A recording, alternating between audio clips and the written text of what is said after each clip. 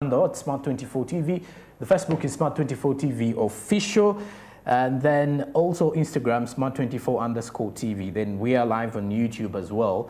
That is Smart24 TV Live. DSTV, channel 372, and GoTV, channel 394 is where you can easily get us on mainstream.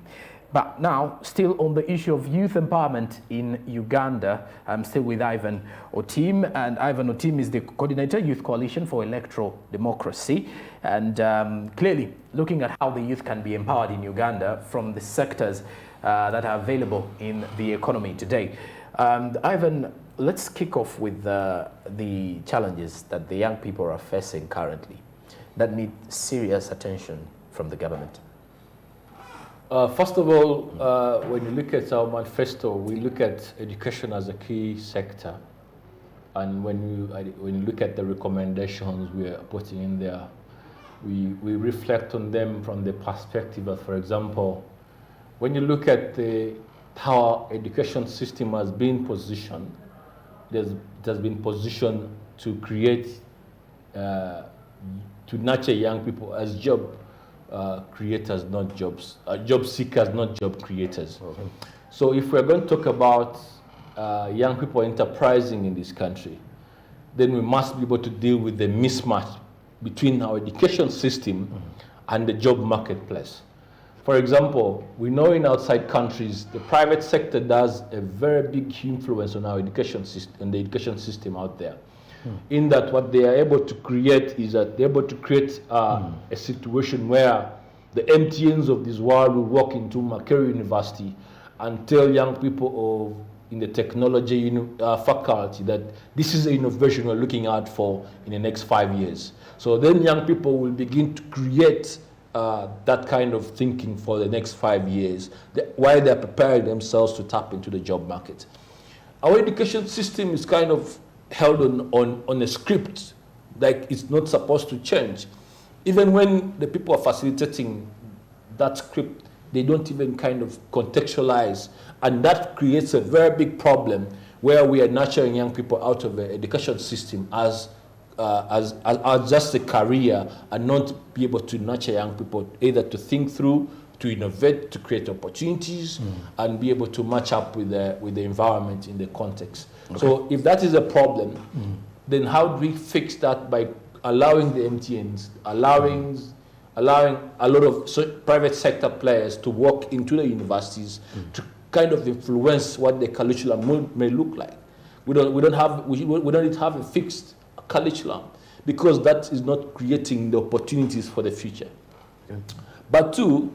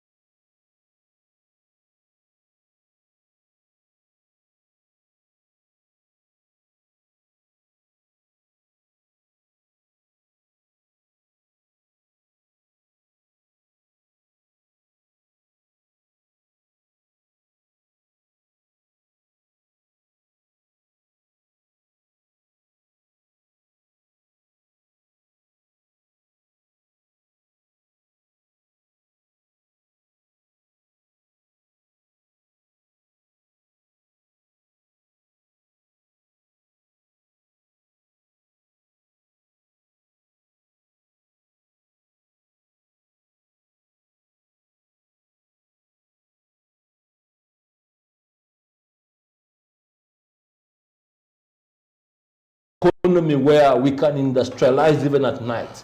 That the young people who cannot work in the job market during the day can work in the job market at night. That we can have shifts. We can create that kind of policy environment. If we can create enough jobs, but if we are producing for a market, maybe export market, we can create shifts for young people. And government as a key player in that aspect can do whatever it can do to make sure that happens. Okay. Yeah. And now, speaking of, what has government done for you so far? Because we may think the government has done literally nothing for the young people, or we would think that you're setting up recommendations, and someone out there may think it's because government hasn't done nothing or anything at all. What are some of the things that the government has done to empower the youth, and you can stand up and say, yes, this has been important and we've seen some good results out of this initiative? Well, I could say, for example, government has come up with in the past a lot of venture capital funds for young people. Okay. The famous one is the Youth Livelihood Program, all right, if you know very well. Of course, that program in itself was kind of a benchmark to support young people. But of course, in its growth of life, it had very many implementation challenges. Okay. And of course, the focus was the changing dynamics of the rules and regulations of how young people would form groups, and also the aspect that we were just encouraging young people to form groups. And for me, again, that's a pitfall that we must be able to understand. That if we are going to have young people enterprises, young people must be able to enterprise based on their motivation. There has to be a motivation that drives them. If we are going to just encourage young people just for the sake, then I think we are going to create the challenges that we have. But government has invested a lot of money in that YLP, although it was supposed to be a revolving fund, and the way that fund was being pushed through in terms of remittances back was not doing well as for the lens of young people. So we know that government decided to push away the YLP from the aspect that they are going to put the 30% investment of the PDM, Parish Development Model funds, with young people's lens. So again, we see a great challenge in that kind of aspect. Okay. We know, for example, so government has come up with supporting mechanism for young people in the ICT sector, but we don't see this matched up to the real growth that these businesses should be able to grow, because we know that the support should not just be able to exist with just for a once in a lifetime. We should be able to see these businesses grow from their initial stage to their journey as they project probably employment, but of course also income to the economy in the long run. Okay. Yeah. And of course, when you look at most of these particular programs and initiatives by the government, in most cases, they are to push and foster for the growth of a different sector that has been allocated in that way. Now, also, Ivan, I would want you to comment on something to do with social service, and then the education, because there was a situation regarding how responsive social service and health education to the needs of the young people. So the social service sector, we're talking about health, and we know amid this COVID, we were very struck as a country with the numbers of teenage pregnancies. All right. But of course, we know that came out of so many reasons, but it showed us, for example, that as a country, we had not done so much to create an environment where our children could be protected even in our own homes. Okay. But of course, when you look at the social services in this aspect, in the AIDS Commission report, we see that burden has now come up with increase in HIV rates. So as a country, we must know that the cost of teenage pregnancy matched up with HIV/AIDS is a double-sword vulnerability. And if we have young people in this case, then we cannot have an economy grow, because the people who are supposed to help this economy thrive are either going to be faced with this kind of double burden. And whereas we have the problem at our hand, how to create back for positions on how to address some of these issues. We know, for example, the supportive mechanism on SRH services as interventions of combating teenage pregnancies, but of course also rehabilitating some of these teenage mothers has not been adequate. Okay. We know very many of them had challenges of going back to school. So we had those challenges, but even then, creating the incentives for them to go back to school is what we need to do as a country. Because if we have girls not going to school, then we have probably children not likely to go to school, and those effects have a cost on the economy, not in the short term, but in the long run. And the policy actors out there need to know that whatever is happening right now, the cost of teenage pregnancy, the cost of HIV rising in teenage mothers and young people is a cost on the economy in the long run. Okay. Because then the productivity will be low, but of course also the levels of cost of healthcare service will be high to the country. Okay. And that means that the economy will be able not to grow to the stage that it's supposed to be growing. Okay, and lastly, what recommendations would you give to the youth to participate in the economic space of Uganda? Young people definitely want to participate. And young people are business starters. You know very well that Uganda has been celebrated as the most enterprising country in the world. Yes. Business gets started, but I can also tell you that business die as soon as they get started. Yeah. So if I was a policy actor, I would question myself, why do business get started and they fail to take off to the next stage? One of those is just like I mentioned, the tax environment. The tax environment is not conducive for young people. If we have young people deciding to start their enterprising, and then we can come to the next door and be able to want to tax them, then I don't think we have created a fair environment. Just the way we give foreign nationals, multinational companies, tax waivers, we must be able to come up with an environment, an incentive where we create the same for young people. Not only even young people, we have had arguments of tax waivers not going in for national companies. We have had narratives going against people saying that government is supporting foreigners and not supporting nationals. If that narration is true, and if I was a policy actor, I would think through and say, okay, I think we're not doing very well in this kind of area, and we must be able to create the same environment we create outside there, and the same environment will be able to fit within the perspective of how we want to grow this economy together. All right. Then lastly, Ivan, your parting shots as we're winding up with our discussion.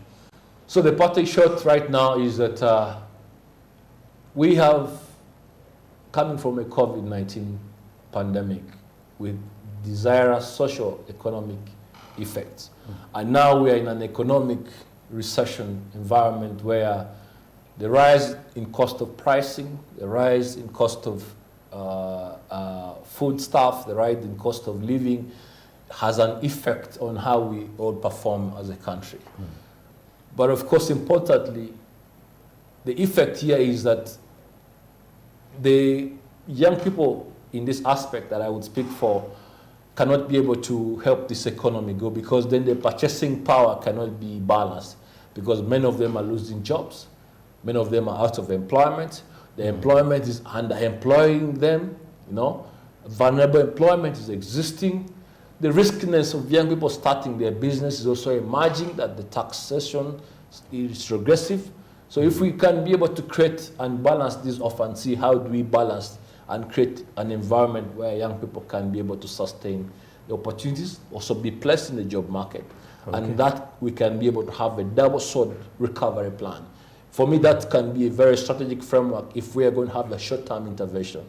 That how do we create an avenue where businesses can continue retaining the jobs they are retaining them, but also paying the people that they are paying, so that then we don't have many people laid off from the job market, which will have an effect on the economy in the long run. Okay, and that is Ivan Otim, Coordinator Youth Coalition for Electoral Democracy. Just a quick one, by the way. Yeah. on the issue of the Coalition for Electoral Democracy, is it the team? Is it should I say an organization? What is it about? So this is a consortium of young people that voluntarily come together across the country and put these ideas into what we call the National Youth Manifesto. Okay. And because we believe that the policy environment in the past was not inclusive of young people, so we create a voice for young people to the policy environment. So we amplified that voice in what we call the National Youth Manifesto, and then we use that National Youth Manifesto to advocate for the issues we're talking about here, but of course also influence policy and also advocacy and legislation on the floor of Parliament. So then this informs what we call the youth legislative agenda. So anything that we think government must be able to take care of in terms of, for example, we have the graduate scheme bill, which is supposed to create an environment of how young people after university can be supported within that voluntary experience. Then we can be able to push for that on the floor of Parliament, and then it becomes a policy of government. Then government becomes a practice that they invest resources to make sure that happens. So we amplify the voices of young people across the country into what we call that National Youth Manifesto. All right, many thanks for joining us this morning. Thank you. It has been a pleasure having you. And for the viewers out there, thank you for sticking around with Smart Means Business. We are still rolling though, so keep your eyes glued on the show. But that brings us to the end of our SMB topic of discussion. I return immediately with the SMB update on the Kenyan elections. Good morning.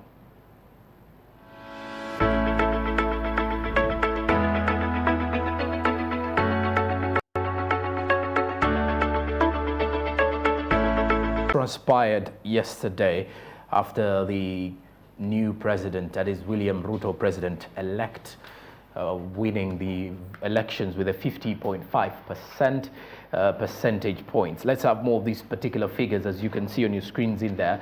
Now the presidential results of 2022 with the presidential elect, that is William Ruto, walking away with 50.5% of 5% of these votes, and then Raila Odinga with a 48.8 percentage vote count. It was a narrow and thin-edged battle between the two.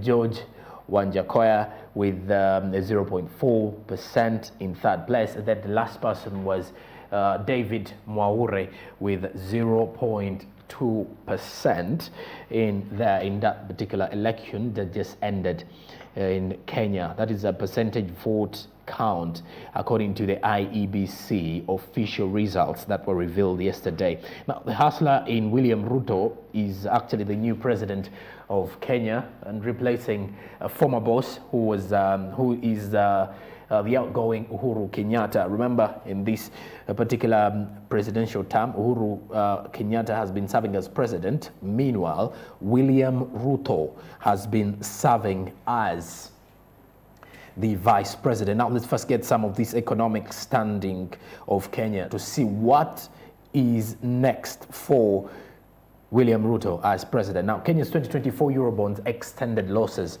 with the yield rising 370 basis points to 15.855%.